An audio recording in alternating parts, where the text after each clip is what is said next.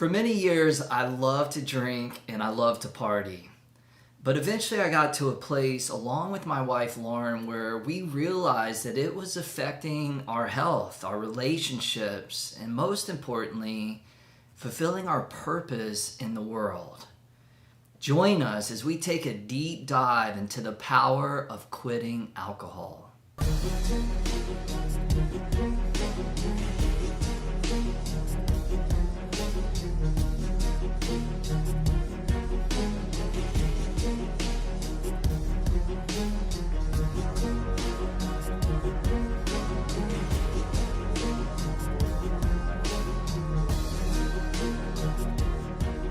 Welcome to episode number 50 of the Be Ultimate podcast. This is a special episode because it's our 1 year anniversary. Hard to believe that a year ago we launched the Be Ultimate podcast, and it's been an incredible journey, and it's been amazing to really watch this content that has to deal with mindfulness and inspiration and wisdom and health and positivity really spreading across the globe. And I want to thank all of you guys for your support, whether you've rated the podcast, whether you've left a review, or if you shared it with your community. So thank you, and looking forward to a whole other year, another year of awesome content. So we're just getting started. We're just really beginning.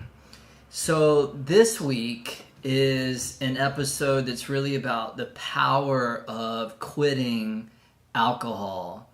And it wasn't easy to come up with the name and the title because I didn't really want to make it so much about just sobriety, although that's an important component of it. Didn't want to make it so that it sounds like it's not for people that want to cut down on drinking, but really just make it as accessible as possible, because there's a lot of insights and a lot of takeaways that we want to give you guys, and we want you to use it in a way that's really relative and specific to you.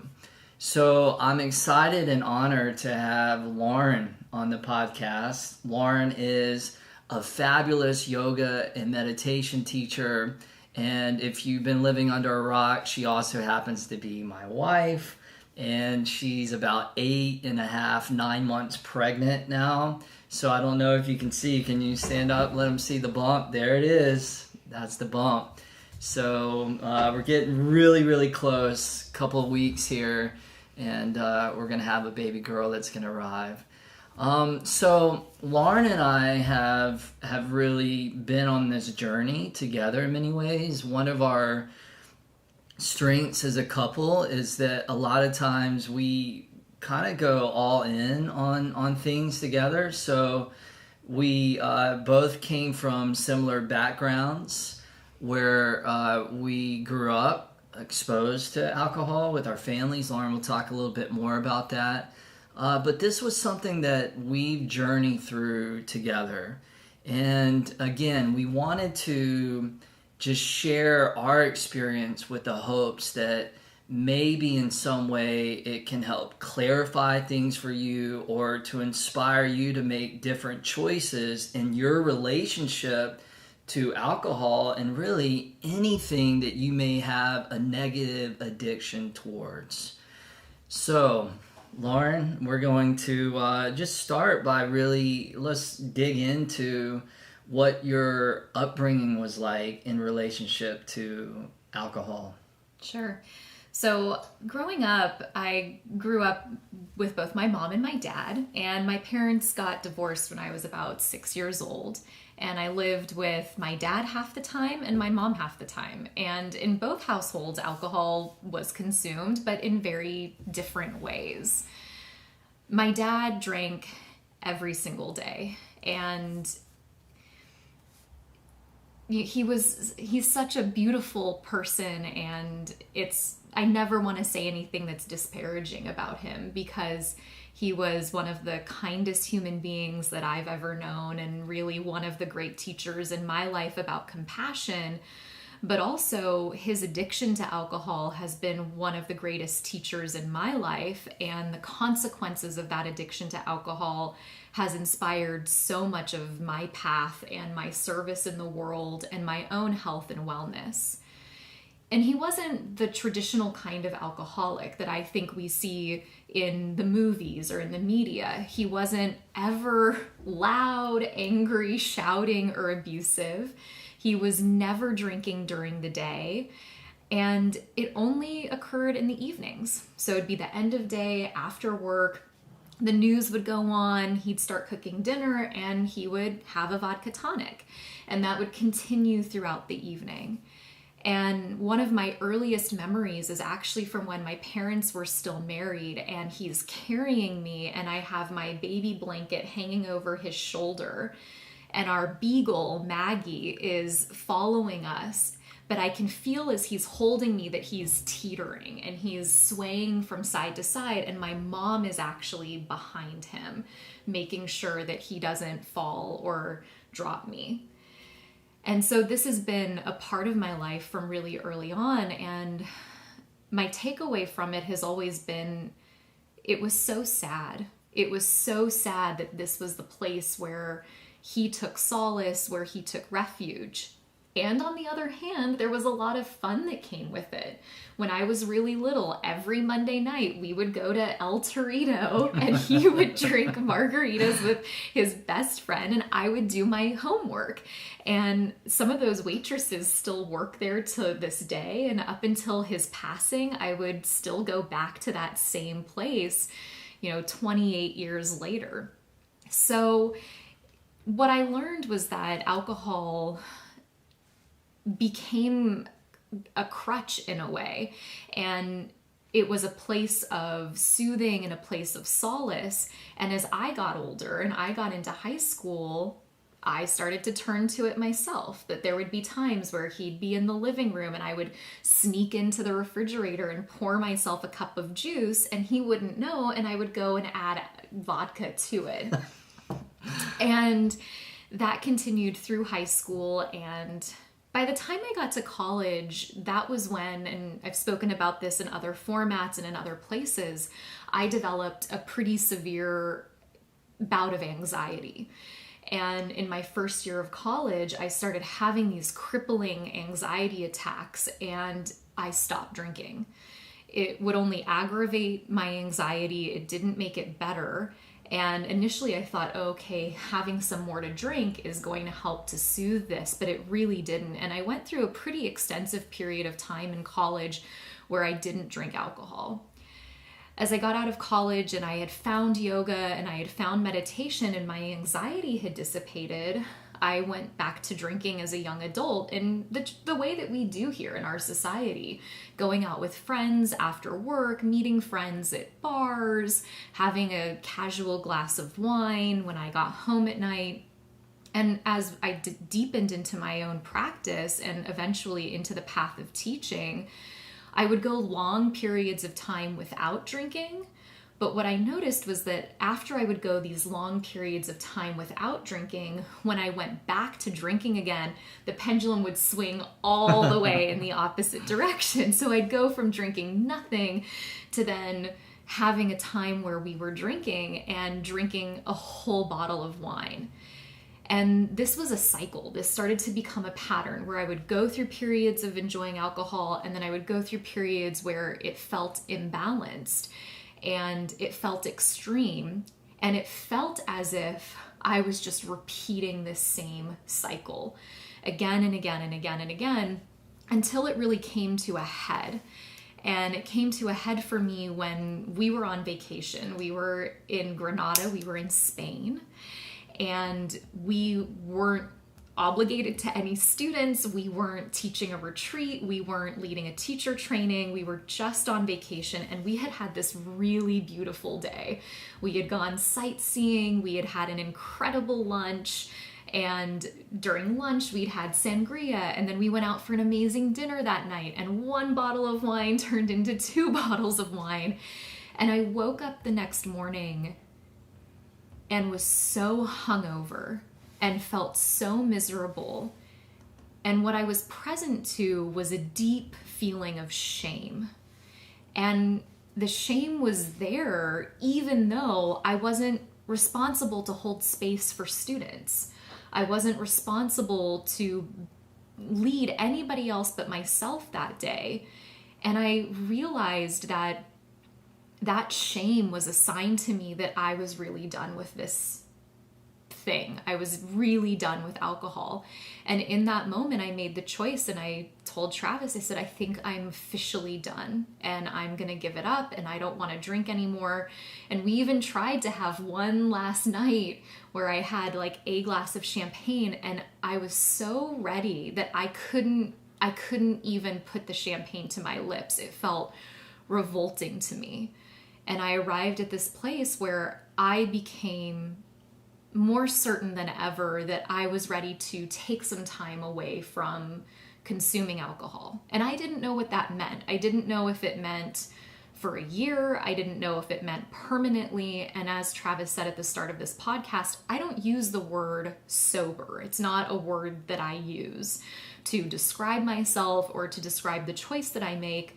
I am consciously day to day and always in relationship to it, choosing not to consume alcohol. And we'll eventually talk about kind of some of what those continuing reasons are why and what continues to motivate me on that path or to keep me inspired on it. But that's an aspect of that journey. And on the other hand, I've seen beautiful examples of people who can enjoy alcohol wisely and beautifully. And, you know, my mom and my stepdad are certainly an example of that. And I got to watch them and enjoy it in a positive way. But I found for myself in adulthood, I just was not having the type of mature, balanced relationship to it that fed my purpose or really my dharma and my spiritual path in this life. If I was going to be drinking and I couldn't wake up and meditate, I couldn't wake up and practice, then it was no longer worth it for me. You talked about really in detail what it was like with your dad, but you also brought up your mom and your stepdad. Would you say that they had a different relationship to drinking and alcohol than your dad did? Would you describe that maybe as more of a healthy relationship? And if so, what was that like? There were extensive periods of time where I wouldn't see my mom or my stepdad drinking. There were nights where they would have a glass of wine with dinner, but there were nights where they didn't. And it wasn't something that ever felt like it was necessary or needed. And I think that can probably be best exemplified. At one point I went to my dad and I actually asked him to stop drinking when I was at his house. And I explained some of the reasons why. And I was probably around 9 or 10 years old. And he said no. What were some of the reasons? Why did you ask him to stop? I mean, I feel like coming from a 9 or 10-year-old that's powerful. I think in that story that I was talking about really early on, there was a feeling of not always being safe. Not because he intentionally ever put me in danger, he was unkind or ever harmed or hurt me, but there's a feeling when your parent is not totally conscious and grounded and really able to be present, that there's a feeling of being unsafe. And I didn't like the way that felt, and it actually is one of the deepest reasons for my motivation of continuing not to drink in support of our children, my 2 stepchildren, and now our daughter. It was really one of the greatest motivations for me in why I didn't want to be drinking around them. I didn't want to ever have them feel like I wasn't fully present, that I wasn't a safe place for them, that I was prioritizing my own fun or happiness or joy over their inclusion and their joy and their safety. And I also didn't want to set the example any longer that alcohol were somehow needed to have fun or to relax or to be on vacation or to symbolize the end of the day. I didn't want that to be the message that I was sending. And I think that's an important point that you bring up, this idea of having fun, because I think in our culture it's so widely accepted that it's okay to drink. And it's almost like if you don't drink, like if you go to a party and you don't drink, people think that there's something wrong with you. And some people even get like upset with you because it's so steeped within our culture that in order to party, in order to have a good time, that you have to drink, alcohol. So I think a lot of us, we grow up in this society where it's like, in the same sense that a fish is swimming in water, we're swimming in this water, this culture of like, hey, it's okay to drink. You should drink. And if you don't, you're like a weird person. I feel like, I don't want to just put you on the spotlight here of the drinking thing, because I am just as, I don't know if guilty is the right word, but I'm just as experienced in imbalanced drinking, if not more so than you are, right? And it's so funny that you brought up your first memory ever. And your first memory as a child was being held by your dad, intoxicated, and your mom's like there to, make sure that you're being handled properly. My first experience is also related to my dad and alcohol. My dad is a whole different had a whole different relationship to alcohol than your dad did. I never thought that my dad was an alcoholic. I felt like he was like your mom and your stepdad, in the sense that he was one of these guys that could have a beer or two and stop. End of story, and that was it. But my first memory ever as a kid, I was 2 years old. We were living in Holland because my parents, I was born in Houston, Texas. They were working for NASA. And after that, they got a contract in Holland. So we were overseas living in Europe. And my first memory ever was actually being in a bar with my dad. And what I remember is that the bartender handed me this little like rubber blue figure that I would describe looked a little bit like a leprechaun, but it was blue. And I loved it because I got this like little toy from the bartender, and that's the only thing that I remember. And I don't even know if it's true or if I like made that memory up, but I'm pretty sure that happened. I bring it up to my dad now, and he has no memory of that. So so like Lauren, in high school, I started drinking, and I loved alcohol. And I was notorious for drinking 40 ounces of malt liquor, and it was not pretty, and it got to the point where I was starring in a high school play, and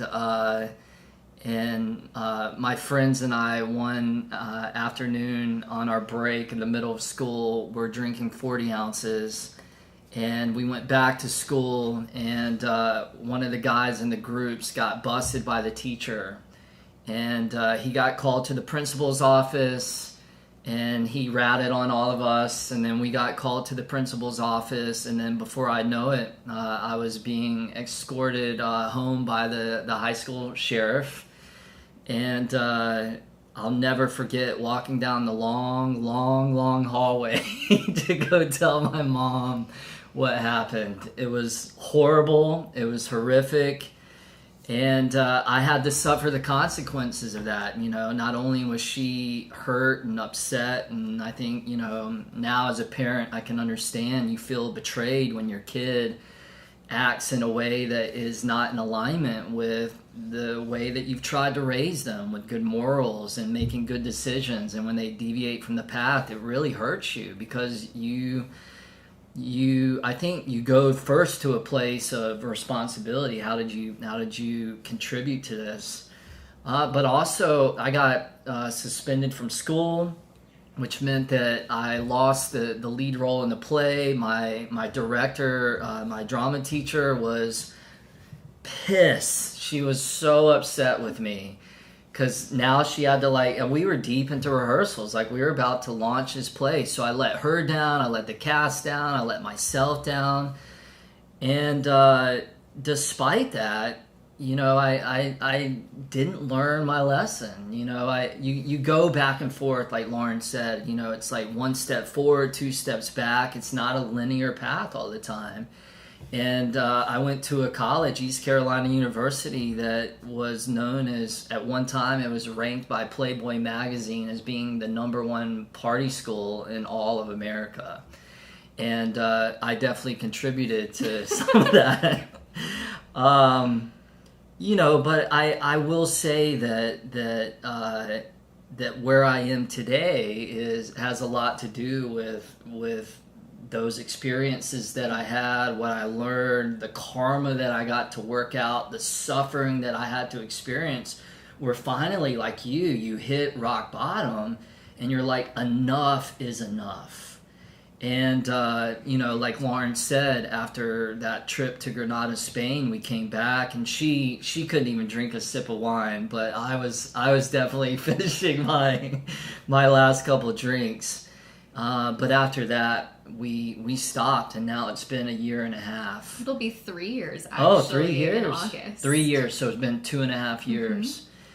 So maybe you can talk now a little bit about how did we do that? Because we did go back and forth for many years where we were like, all right, let's set rules, let's set boundaries. We're only gonna drink one time a week. We're never gonna drink in the house. We're only gonna drink out when we're at a restaurant. Like, we tried everything you could possibly try. We tried to justify everything. And the truth is that the pendulum would always swing back to one drink turning into 2 bottles of wine out of nowhere. And we'd wake up just feeling like, God, we are not living up to the standards of what we know that we're capable of. So how did we finally break that addiction? Well, and I think that this is important for anybody who's listening, because I've shared posts on Instagram about this and on my own blog and my own website.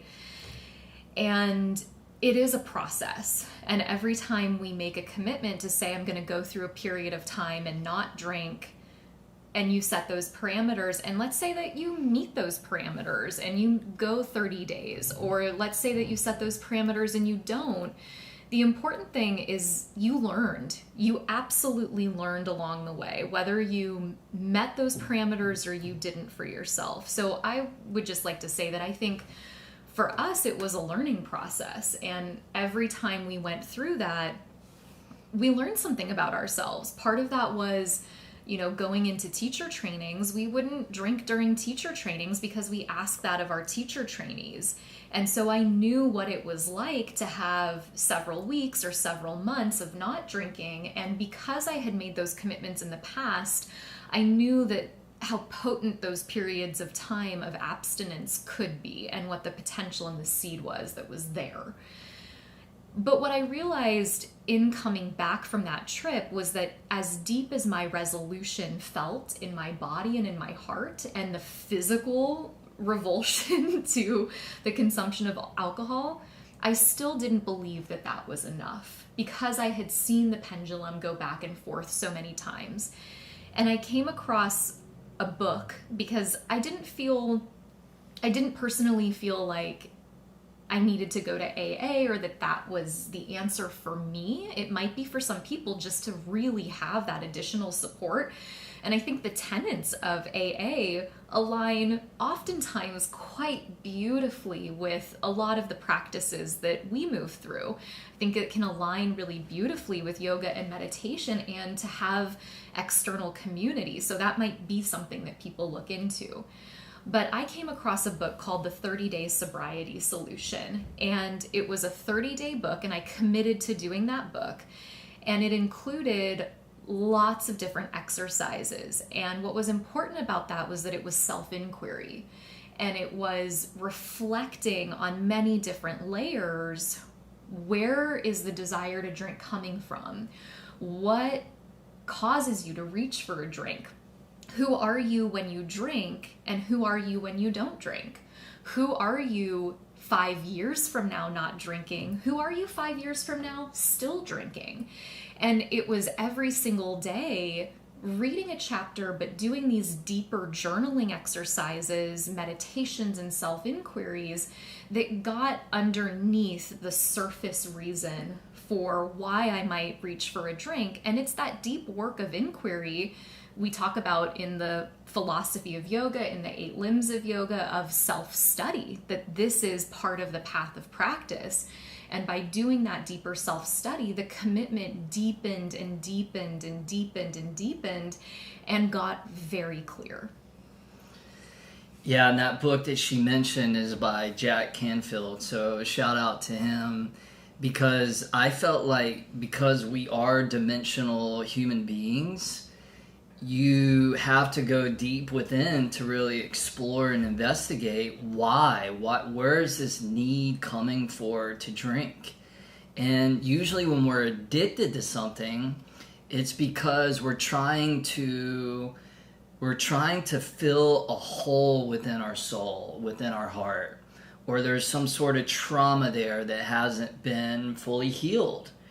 And so we go to these destructive addictions or habits to numb the pain that we feel. So until you go in and you do a deep dive and you address the source of the pain, and we all have pain. Nobody that's human is avoiding completely pain, right? Like that's part of the human experience, is that we all go through challenging things and challenging events, whether it's a divorce, whether it's abuse, whether it's violence, whether it's financial stress, whether it's a health disease. We all go through stuff, and if we don't take time to mindfully bring the light of awareness and compassion and healing to those parts of ourselves that are broken and damaged, then we slip into these unconscious patterns. And that's what so much of the addiction process is a pattern. It's a cycle that happens subconsciously where we're not even thinking about it. And we get into this negative loop and this downward spiral where we are trying to numb the pain. And it's an illusion. And the pain just gets worse and worse and worse and worse. And if you want to think about the big picture and you want to think about the long-term life of living in a way that really does embody what you know you're capable of, then you have to think about the big picture. And the big picture is you have to go in and you have to do this internal work. And this book by Jack Canfield, for both of us, really provided day in, day out, a system and a roadmap and exercises that we did. And I felt like, especially that one exercise where you journal about what your life will look like a year from now, 5 years from now, 10 years from now, and you envision how your life will be if you continue down this path of addiction. And it's sad, and it hurts, and it sucks, because you start, if you're honest, you start thinking about how your relationships are going to deteriorate. You're going to be a bad parent. You're going to not look good. You're not going to look fit. Like you're going to see it in your face. You're going to see it in your body. You're not going to perform well in your career. For us, our dharma, our path of teaching yoga and meditation is everything. And once I start to really connect this addiction to damaging all these things that are so important to me, that was the big switch. And I knew it intellectually in my mind all those years where we were going back and forth. But by doing that work day in, day out, it's like I reached a momentum and a critical mass where it's like, boom, this is it. Why would I ever jeopardize these things that are important to me? If it's even a question, why would I even mess with that? And also, I got to a place I feel like we're all born with a certain amount of drinking credits. And so you're allotted. Some of us are allotted 10,000 drinks. Some of us are allotted 1 million drinks, somewhere in between. But we're all given a certain amount of abuse through our addictions and alcohol that we can inflict on our body. And I felt like I was fast and furious for many years. Like I overdid it and overdid it. So by the time I got to my mid 30s, I should have stopped, but I continued on for another, few years. And I got to this point where it was like I would just have one drink and I would wake up the next day and I wouldn't feel good. I wouldn't feel clear. I wouldn't feel sharp. I'd feel tired. I feel fatigued. I feel unmotivated. And it would mess up my productiveness and my efficiency. So all these things by doing this work came together and I was done. I was like, what's the point? What's the point in even having one or two drinks? But we did it, and in the beginning, it was sometimes difficult. Like we would go to places that we had gone and had dinner at, and had a glass of wine or a margarita at previously, and we'd go there, and you had that urge. And I think to say, I want to be clear, there's still nostalgia there for me.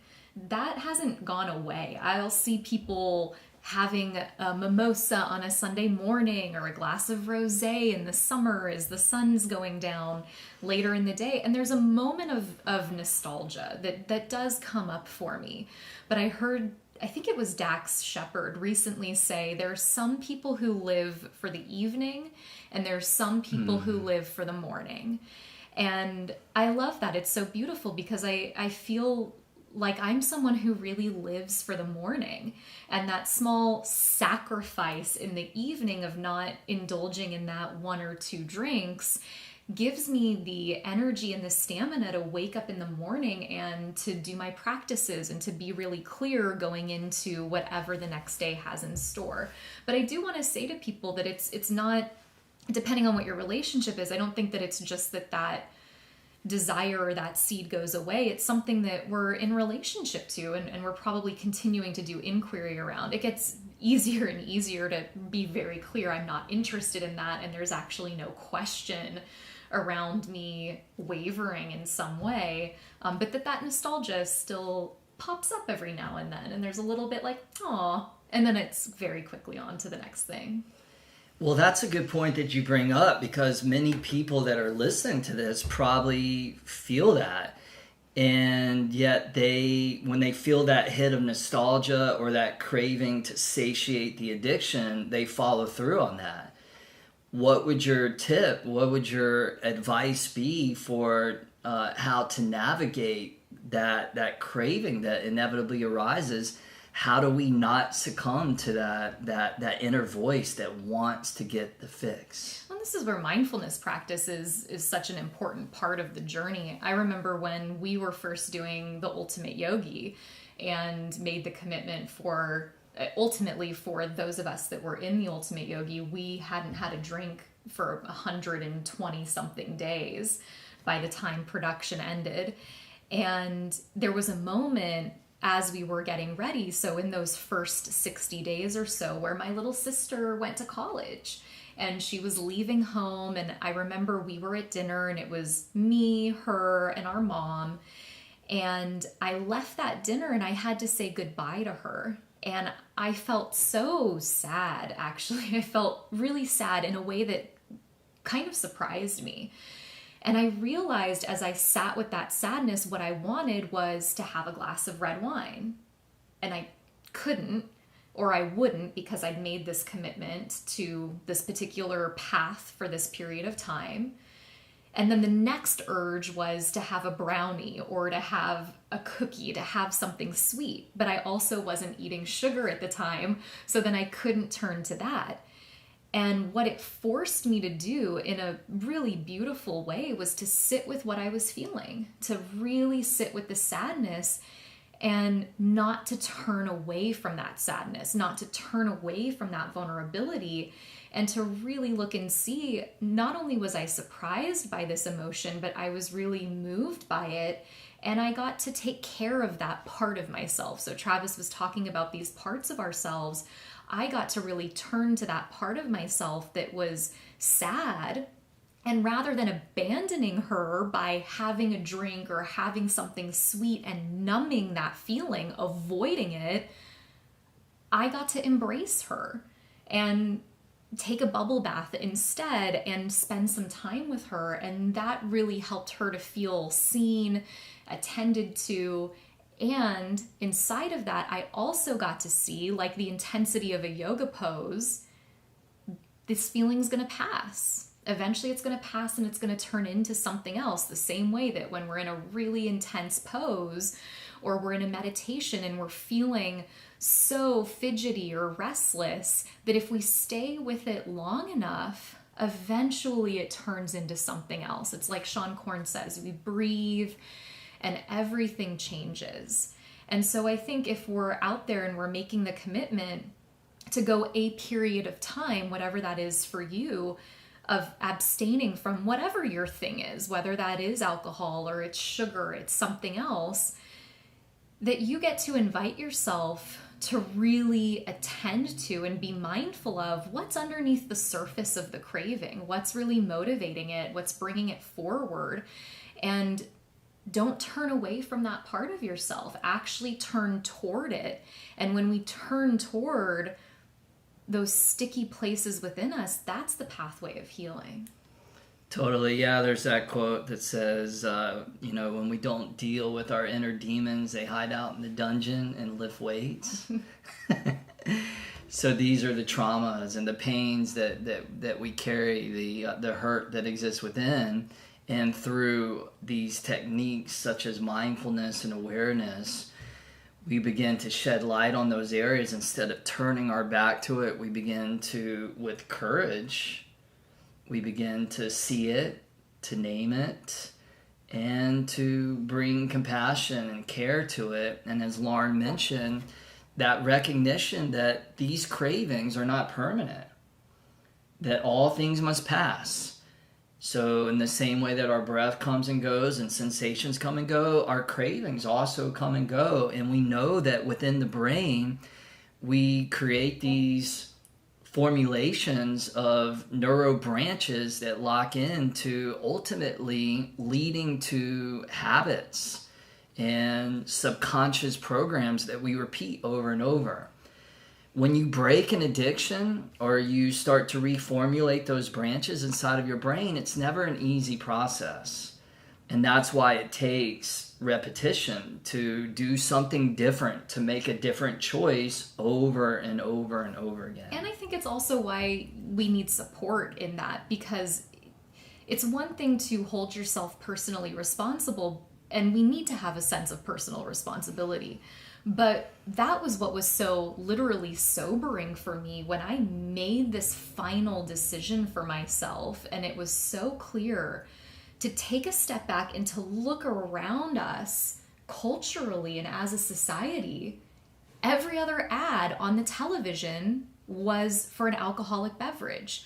When I'm driving down the street, every other billboard is a billboard for something toxic, whether that's a toxic message about the female image or about toxic food, but oftentimes also alcohol. And then the messaging inside of that, which is fun and connection and party and relaxation.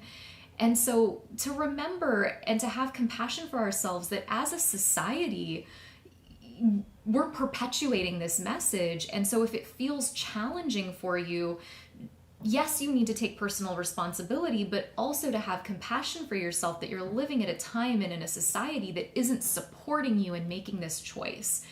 I can't remember where I heard it, but I once heard somebody say, alcohol is the only drug you have to explain to people why you don't use it. And that was so powerful for me. And I think this is why we need to have some sense of support. It doesn't mean that all your friends are going to stop drinking, but maybe you have one person that you turn to in those moments where you're questioning.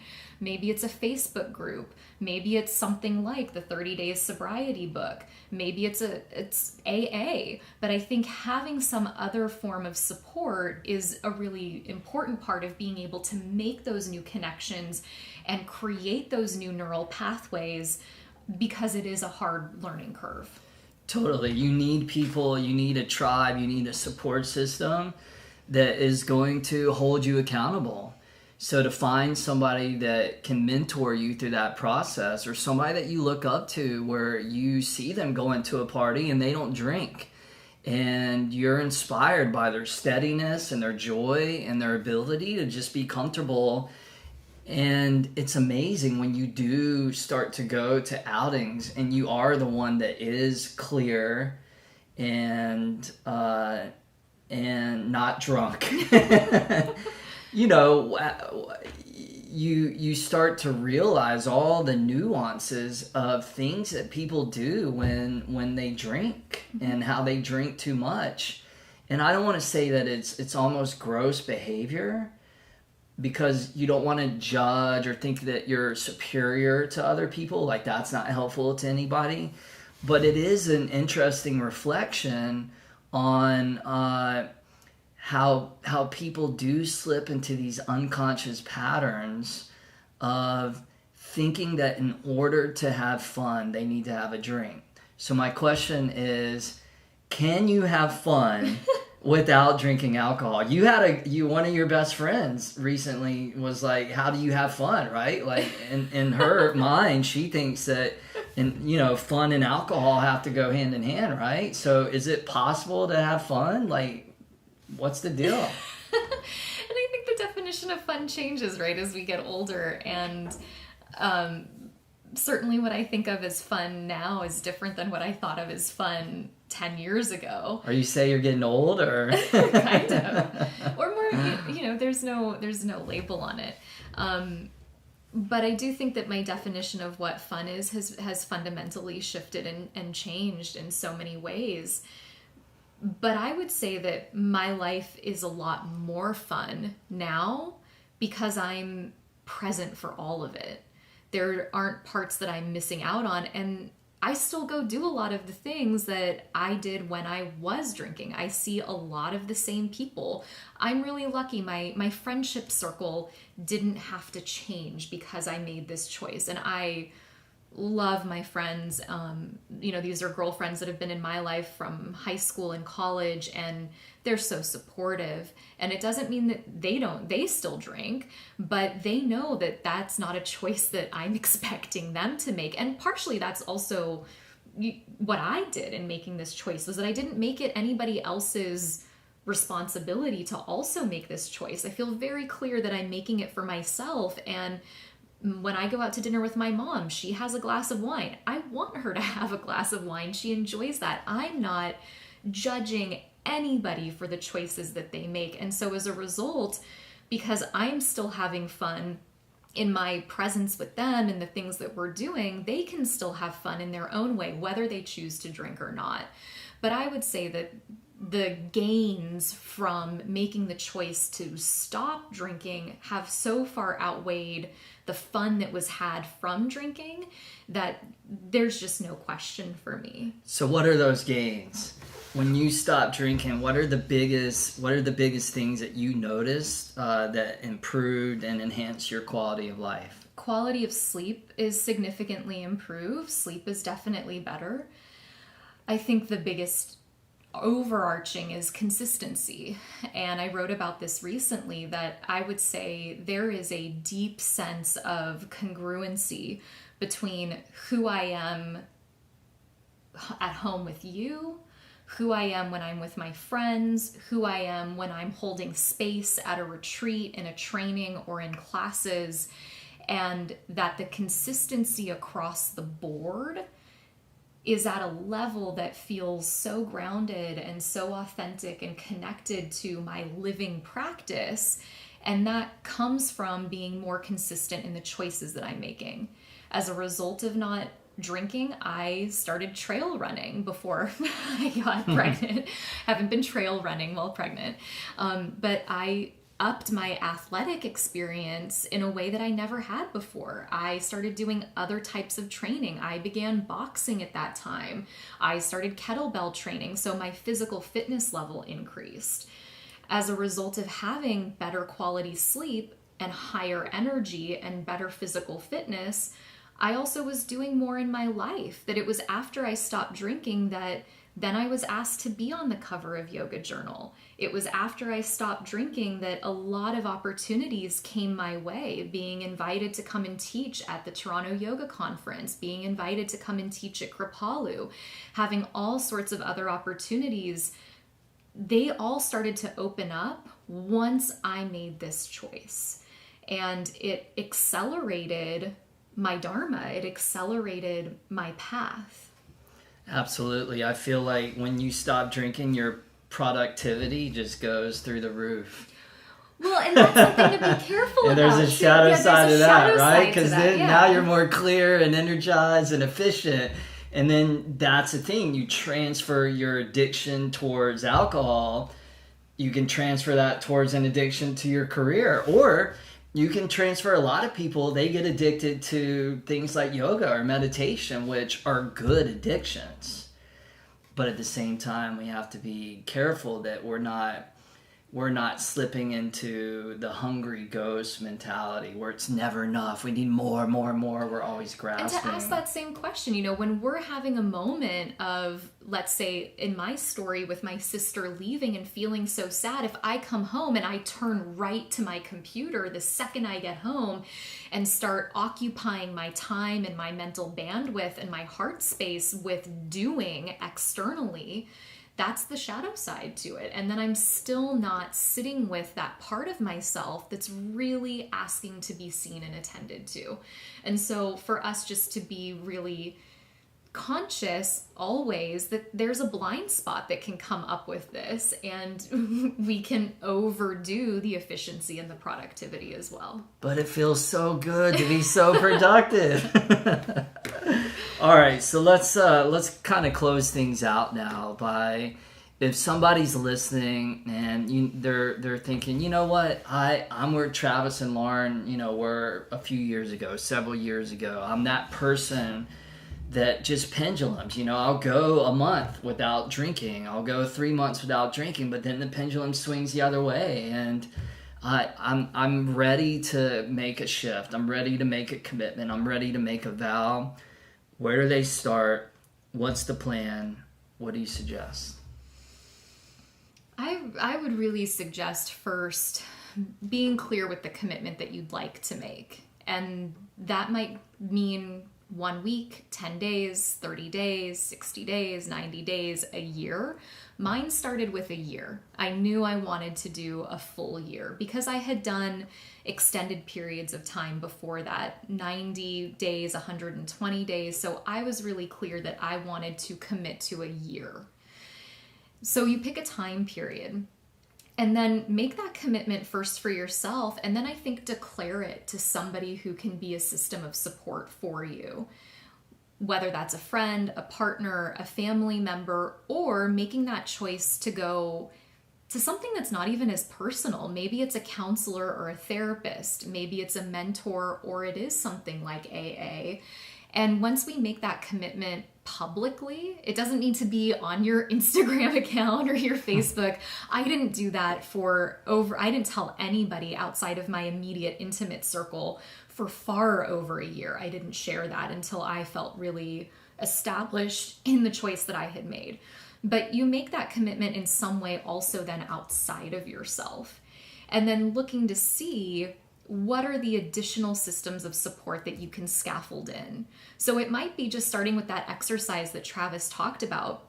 You might turn to a journal and do that exercise. Who are you 1 year from now, 5 years, 3 years, 10 years from now if you keep drinking? And who are you 1, 3, 5, and 10 years from now if you choose to stop? And I think even something just as simple as that could be powerfully informative. And if you feel like that's inspiring for you, maybe you do turn to something like the 30-Day Sobriety Solution book. Beautiful. Thank you so much for those tips, and thank you for sharing your story. And we'll look forward to getting you back on the podcast after the baby comes, and maybe we can do a whole show on parenting and what we're learning on the way. So thank you. You're welcome. Let's finish with the ultimate prayer. May we bring strength where there is weakness, May we bring courage where there is fear. May we bring compassion where there is suffering. And may we bring light where there is darkness. May we be ultimate.